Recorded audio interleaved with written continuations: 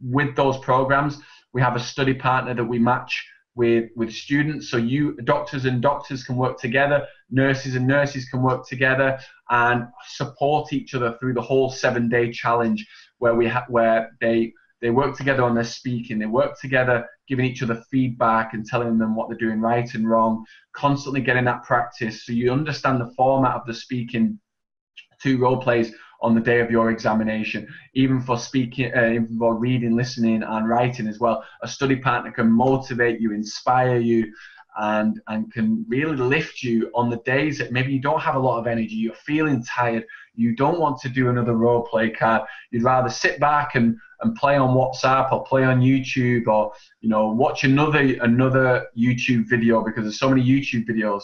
And that goes back to the tip I said last week: don't watch too many teachers on too many YouTube videos. You've got to be careful with what information you're taking. So a study partner is not just good for motivation, inspiration, etc., but it's great for your speaking. Maybe the study partner might be very, very good in speaking, but very, not good in writing, and you might be great in writing, but not good at speaking. So you've both got complementary strengths in your OET. One is good at speaking, one is good at writing, and so you can help each other. And that is a really, really good thing to have, is someone who's on the same level but better in another area than you. And absolutely this is the case for speaking. So I know there's a lot of people who are lucky enough that they're living in the UK right now, doctors and nurses from different countries.